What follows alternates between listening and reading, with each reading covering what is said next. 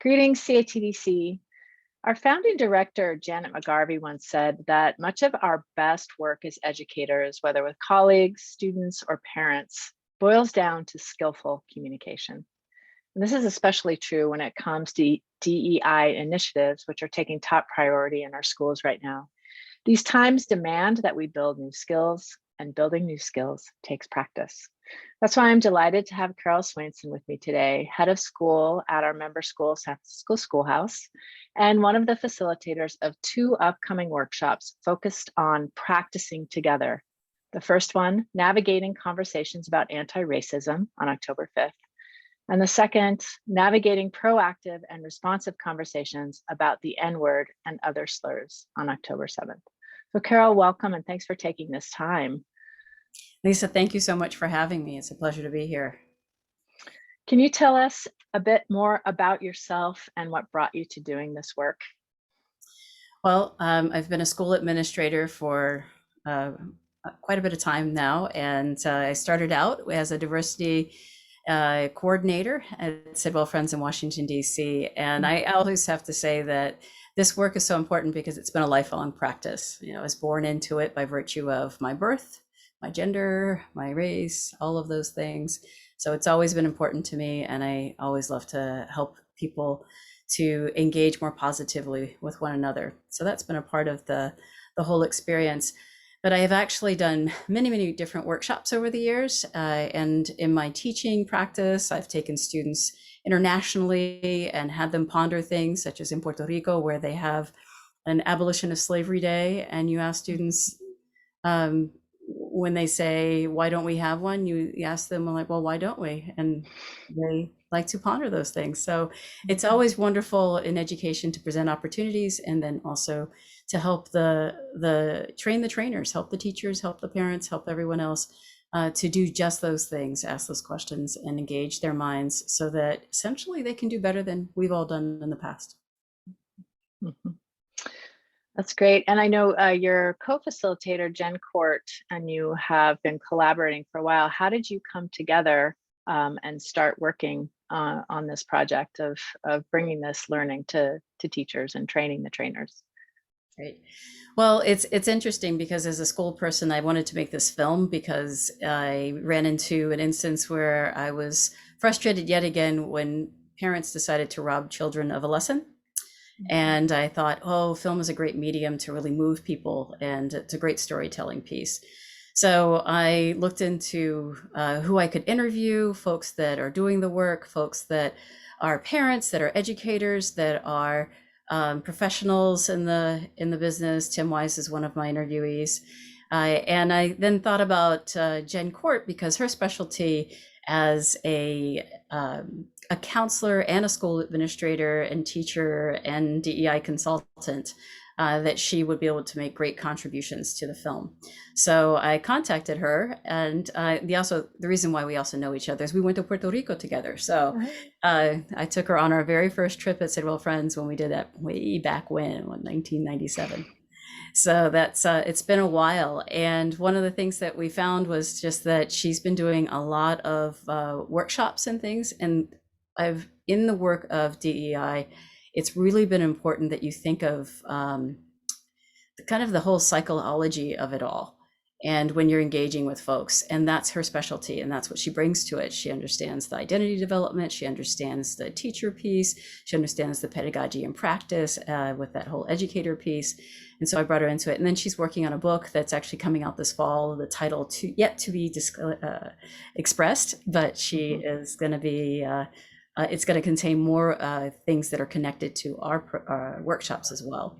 So we've been collaborating on this. We did a workshop back in January always with the pandemic to figure out what month and what year we're in is a bit confusing these days.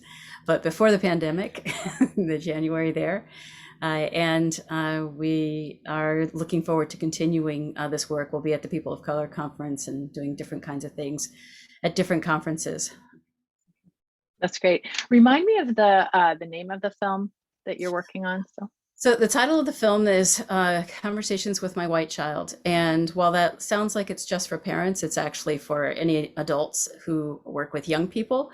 And the byproduct is actually for adults to adults conversation. It really helps adults to understand, what they can do to practice really good conversations with children to help them to be anti-racist, how that works with their colleagues. It provides history, it provides context, it provides perfect examples to help folks to engage in the practice. Really, it is the design, I guess the first word in the title of conversation is the key component of the film, which is we want folks to engage in discussion and dialogue with each other. Right, so critical. And I know that you've brought this learning, as you mentioned, you'll be bringing it to POC. You also already brought it to the White Privilege Conference. What would you say is the most appreciated aspect of this learning that participants are really excited about as they leave? Well, again, the title says it, practicing together is the key component. It's not a workshop where you get to hear a bunch of things, take some notes, and then go figure out how to apply it. It's a workshop where you learn something, you practice it, you learn something, you practice it, you learn something, you practice it. But more importantly is that in that practice is that we really provide a framework that helps folks to understand that you have to be vulnerable, you have to be ready to make mistakes, make public mistakes, and we give you all sorts of tools to make the mistakes and come back from them, as well as to practice the mistakes with one another so that hopefully you'll get it right when you're with the colleagues or the young people that you're trying to work with. So that's the main thing that they've enjoyed, is that they get to do that. And I would say there was a huge byproduct because we use a great many breakout rooms for these conversations for the practice. People actually felt like they got to build community. And so that's another takeaway. They're like, oh, they exchanged contact information, and they're like, oh, I want to talk more with you because you understand. And they start to create that really good accountability partners, are what they actually gain from those breakout rooms that we run in the workshop. Fantastic. And that's so central to what we're trying to do at CATDC, is to build communities of practice, which this will clearly be, or both of these workshops will be. Can you clarify the difference between the two programs? Again, the first one is navigating conversations about anti-racism, and the second one, navigating proactive and responsive conversations about the N-word and other slurs. So both workshops, you could go to one or the other. You don't have to come to each of them. However, we would encourage that you attend both workshops and that you start with one and then you move to the second one, because I think the growth in your own experience with time on task will strengthen you even more than just attending one. The first workshop it's not for novices. You need to be exposed to certain things. It's really more of a kind of an intermediate, beginning intermediate kind of thing, but you need to have had some experiences because you are going to gain in practice, and you have to be ready to make mistakes with people. As I mentioned earlier, you have to be ready to participate in the work, because that's what we're going to do. And then the second workshop, the biggest challenge with that one is it's going to probably make folks a little uncomfortable, because we do have to deal with racial slurs, and we have to deal with the N-word. And yes, it's used in order to deal with it. And so there's going to be a little discomfort, but we have a whole framework that we're going to provide to bring folks into it. I would say that's a little more intermediate to advanced workshop for folks. So it's, folks can self-select with that piece. But we will do our best to prepare folks. And again, we always provide a framework and a structure so that you have the tools to talk to the other adults as well as to talk to young people. What a gift those tools can be. They're so needed right now. So again, thank you for taking this time today to let us know more about these two opportunities, Carol. Fantastic. Well, thank you so much for having me, Lisa. And I'm looking forward to giving these workshops and releasing the film. That should be coming in a full release sometime this fall. We're hoping, but we definitely are going to be doing the workshop piece with the film as well. We'll continue that because it is a conversation starter. It is a dialogue starter, and it's a community builder. That's great. So participants will have the opportunity to get a bit of a preview of the film that will be released later. That's fantastic. And to the larger CATDC community, We hope you'll join us for these invaluable learning experiences and the others that we have going on. Again, the ongoing groups are just getting enrolled in the next couple of weeks. So if you have more time to invest in your learning, please join us for one of those programs.